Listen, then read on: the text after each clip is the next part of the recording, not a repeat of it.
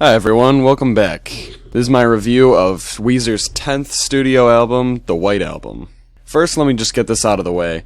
My opinion on Weezer is kind of lukewarm. I'm not a huge fan. I have listened to some of their albums and have really enjoyed them though. The Blue Album was pretty good. Mostly the thing that's held me back from really enjoying it was that I can't get a fresh take because I had already listened to so many of those songs before. I've also listened to Pinkerton, which is easily the best one that I've listened to. And finally I've listened to Everything Will Be Alright in the End, or Eubate, which is definitely not as good as Pinkerton, but it's still very good. One thing I want to get out of the way before I start the meat of the review is that I really like the artwork on this album. Before hearing any of the tracks, I already knew that it was going to be kind of like a beachy atmosphere of an album. Because if they had just been like, hey guys, let's just stand around again on the cover, then it would have felt kind of dumb and not interesting to me. The album starts with just some atmospheric beach sounds and a beachy sounding guitar. There's some bells playing the same notes at the same time as the guitar, and that makes it sound a lot more nursery rhymey. It's a nice touch anyway. What I really like about this track is that they don't really mess around too much, and what I mean by that is they just get right into the main idea of the song without messing around or anything. There's no long instrumental intro or something. They know what you want. It's just a nice level-headed song, and overall, it doesn't take any risks, but none were needed. Just exactly what I wanted. Now, before I listened to this album, I was slightly worried that it would just sound like a bunch of one-offs with no kind of cohesion with the speed that they were making this album at. Like, what? They're working on a Black Album already? So imagine my relief as this song is carried into the second song with a seamless transition. It's all that's needed is an expertly placed guitar riff followed by some nice staccato piano that's just bursting with joy. This whole song is just a joy in general, and it's one of my favorites on the album. Again, they don't mess around. They just jump right in with a catchy hook, and then they land right into the chorus. I'm pretty sure that the song is like a metaphor for Weezer finally picking up traction with their sound again, aka wind in our sail and we had to do it wrong before we could do it right. If anything is wrong with this song, it's that the bridge is a little uninteresting. Maybe I just don't get the whole Sisyphus illusion, but it seems kind of repetitive and misplaced. The song kind of fades out and goes into Thank God for Girls. There's more great piano here, and the lyrics are all over the place, which I actually love about this song. I think the whole point of the song is not that it's some single narrative, but it's just a sort of really strangely written ode that works really well for me in a weird way. I don't really like the chorus in this one, it's a little uninteresting, but the bridge is by far my favorite part. The lyrics especially shine here with Rivers writing about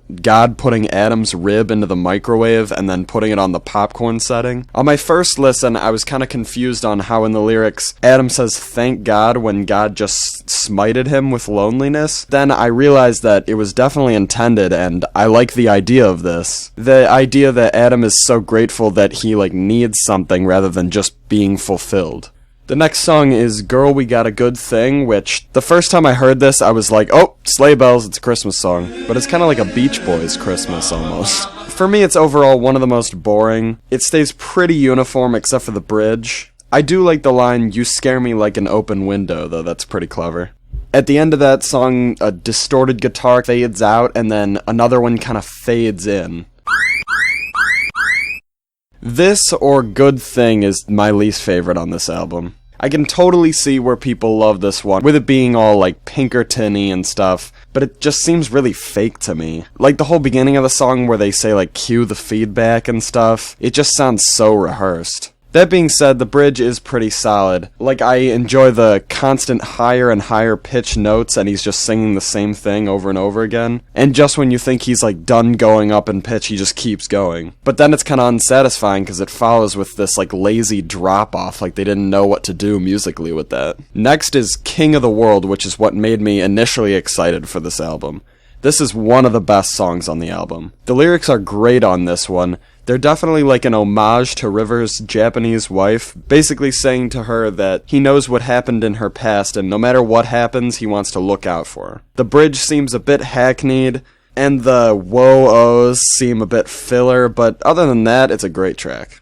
The next song is Summer Lane and Drunk Dory. This song is irresistibly catchy. The lyrics are on the stranger side here, but that's okay. See, this is a song where the whoa-ohs are actually done right, because it stems from an actual word. It doesn't just like have its own part. In other words, it doesn't just feel like filler, like in King of the World. Finally, it has a simple but nice guitar solo. The next song is LA Girls. Don't mind the title, this is one of, if not my favorite song on this album. The whole song is just super chill, and I think it's definitely due in part to the lyrics falling on like every 8th note to keep this super steady beat that just keeps going through the whole thing. Also, the bridge with this like unexpected plea in his voice, followed by the awesome guitar solo the whole time.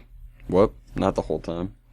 This is my fallback. Also, the bridge with this unexpected plea in his voice, followed by the awesome guitar solo, just seals the deal for me. The next song is Jacked Up, and it has more piano. This time it's kind of moody, actually, and it creates the right atmosphere all on its own for the song. This one's one of the best. It has some soprano that can be kind of jarring at first, but later I realized that it does work really well. It could definitely be better, but it is a great song. The final track is an unexpected kind of acoustic song called Endless Bummer. This is one of the most forgettable ones for me. Sadly, it's mainly just because when I think of the song, I think, oh, it's just that one that goes, hey, hey, with the guitar. I usually forget how it picks up really well at the end. The end is definitely where it shines, starting with the line, Kumbaya makes me get violent, and it ends with this big grand guitar solo.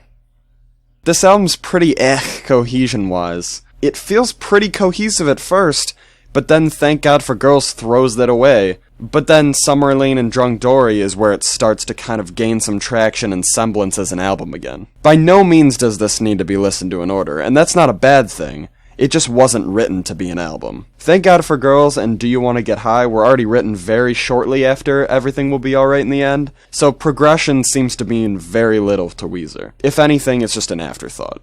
Now, comparing this to Everything Will Be Alright in the End, many critics I've already seen are going out of their way to say how good this is in the Weezer lineup. I can't say for sure that it's better than Everything Will Be Alright in the End, though. For starters, Ubate's ending is much better, automatically just because it has a much bigger emphasis on it. I can kinda see where they're coming from, though. Ubate has definitely higher highs and lower lows when compared to the White Album. For example, some of the better ones are I've Had It Up to Here and Foolish Father. I could compare those to almost any song on the White Album and it would beat it out. But songs like Ain't Got Nobody and Lonely Girl are definitely where it fails, and I could compare almost any White Album song and it would beat that. If I'm going by average song quality, then Ubate definitely loses because it's more disjointed, but that's not how I would compare them. But all in all, the White Album is much more consistently entertaining. Oh, also real quick, here's my order of albums that I've reviewed so far. I'll do this at the end of every video.